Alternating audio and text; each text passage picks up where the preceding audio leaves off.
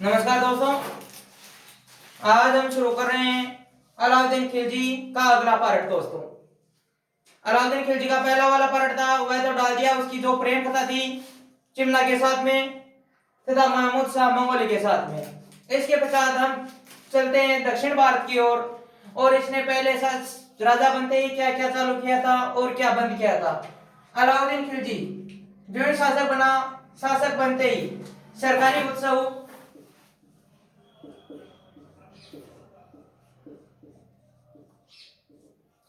सरकारी उत्सवों तथा भोज पर रोक लगा देता है। दोस्तों,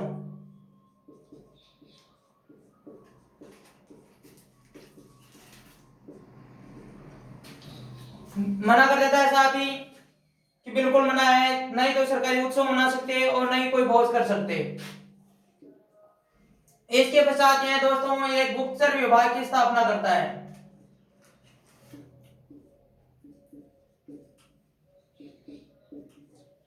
कि सेना की या मान लो जो प्रशासनिक कार्य संभाल रहे हैं उन लोगों के लिए एक गुप्तचर विभाग की स्थापना करता है। इसके पश्चात यह एक निर्माण कार्य करवाता है जिसका नाम है दोस्तों अलाई दरवाजा।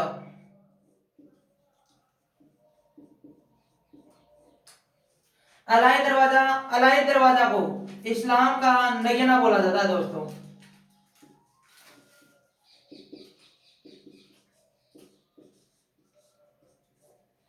क्या बोला जाता है? इस्लाम का नगीना।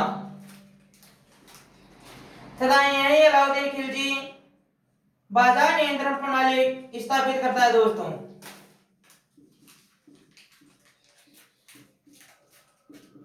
बाजार नियंत्रण प्रणाली तथा बाजार नियंत्रण प्रणाली के ऊपर जो व्यक्ति अध्यक्ष होता था उसको बोलते थे हम दोस्तों सहाना। क्या बोलते हैं दोस्तों? सहाना। इसके पश्चात दोस्तों यह आक्रमण करता है देवगिरी पर।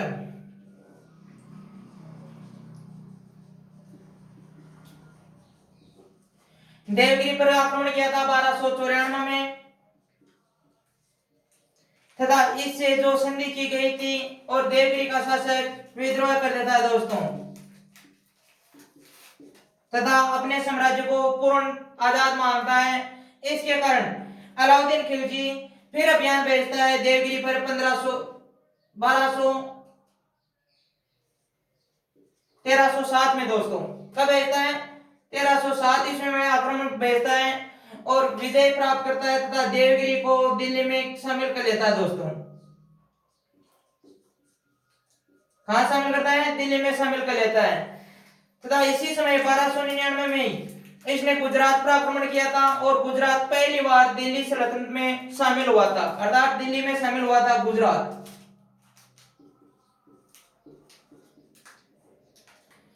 कहां शामिल हो गया? गुजरात, दिल्ली में। इसके बाद में दोस्तों हमने शुरू कर रहे हैं दक्षिण भारत में इसके अभियान।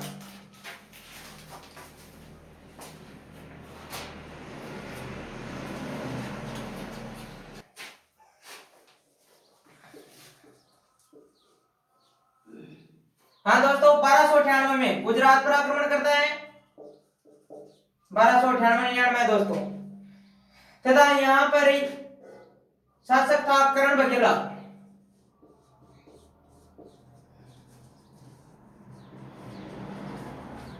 इस पर आक्रमण करता है तथा इसका एक मंत्री था दोस्तों, उसका नाम था माधव। इन दोनों के बीच में, मंत्री तथा करण बघेला के बीच में अनबन हो जाती है दोस्तों। इस कारण करण बघेला तथा माधव दोनों नाराज हो जाते हैं। दोस्तों, इसी समय अलाउद्दीन खिलजी आक्रमण कर देता है और आक्रमण करने के कारण करण बघेला की होती है दोस्तों हार। यह हार होने के कारण करण बघेला के पास में एक व्यक्ति था, उसका नाम है दोस्तों मलिक काफूर।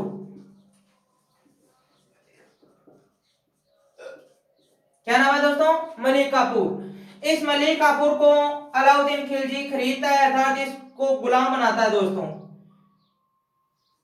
इसको खरीदा था 1000 रुपए में, 1000 रुपए दिनार में खरीदा था। इस कारण मलिक काफूर को 1000 दिनारी व्यक्ति कहा जाता है। दोस्तों, इसके पश्चात इसका आक्रमण आता है दोस्तों 1310 में द्वार समुद्र पर, 1309 में करता है वारंगल पर तथा 1311 में करता है पांड्य राज्य पर और 1313 में करता है आक्रमण फिर से देवगिरी पर और शासक था शंकर देव। यह प्रतापरुद्र वारंगल का शासक था और वारंगल हम वर्तमान में बोलते हैं तेलंगाना को दोस्तों। किसको बोलते हैं? तेलंगाना को बोलते हैं वारंगल। और एक प्रतापरुद्र शासक है, इस पर आक्रमण करता है मलिक काफूर के नेतृत्व में आक्रमण था दोस्तों।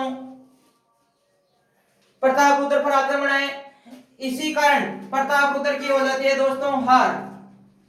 जो प्रतापरुद्र की हार हुई तो मलिक काफूर को एक कोहिनूर का हीरा ला कर देता है दोस्तों। किसका? कोहिनूर का हीरा। यह मलिक काफूर को दिया गया था प्रतापरुद्र के समय। इस कोहिनूर के हीरे को यह निकला था गोलकुंडा की खान से दोस्तों।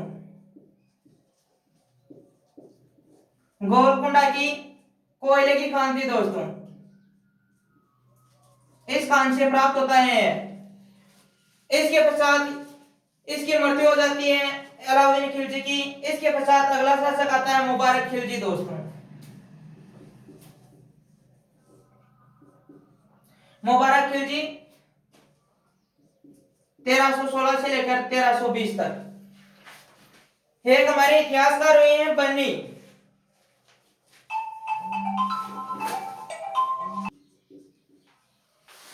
हमारे इतिहासकार हुए हैं बर्नी।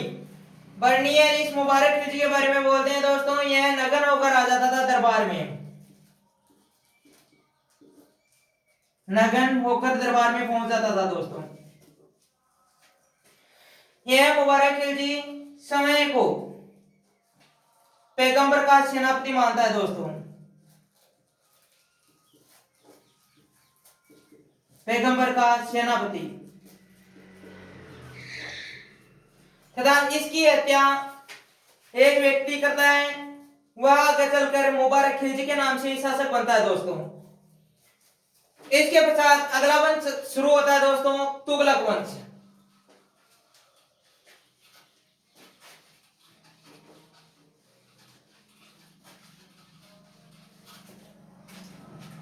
अलाउद्दीन खिलजी ने हमारे राजस्थान पर भी आक्रमण किया था दोस्तों। वह आक्रमण 1301 में आक्रमण करता है दोस्तों रणथंभौर पर।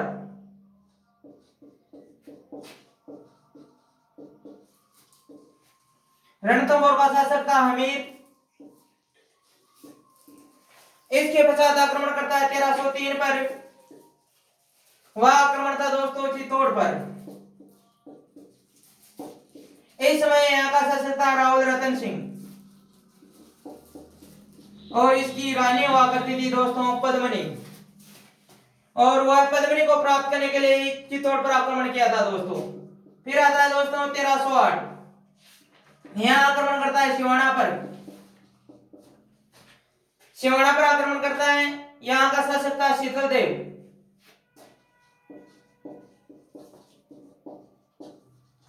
शीतल देव के सेनापति थे, उन्होंने विश्वासघात कर लिया था दोस्तों। फिर आक्रमण करता है दोस्तों 1311 पर और वह आक्रमण था जालोर पर। कहां करता है? जालोर पर। जालोर का शासक था दोस्तों कान्हड़ देव।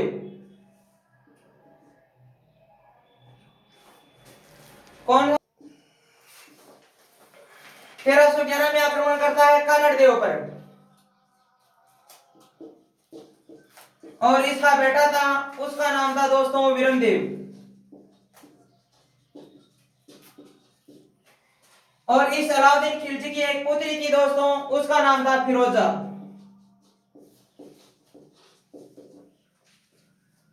ये सारी जो मैटर चल रहा है यह प्रेम कहानी है दोस्तों, और यह हम प्रेम कहानी आगे चौहान वंश में करेंगे। यह वीरमदेव और फिरोजा की कहानी तथा रतन सिंह और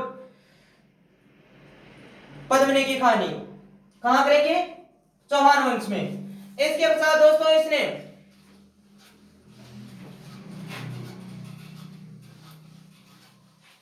अलाउद्दीन खिलजी ने सैनिकों का हुलिया लिखवाना शुरू किया था। सैनिकों का हुलिया लिखवाना शुरू किया था तथा सैनिकों को नगद वेतन देना प्रारंभ कर दिया दोस्तों।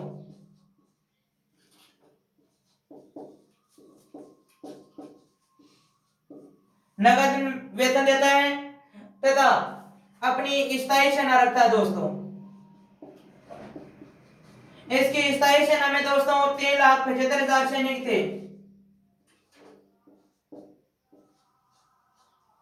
3,75,000 सैनिक होते हैं अलाउद्दीन खिलजी की सेना में तथा इसकी मृत्यु हो जाती है फिर आगे चलकर।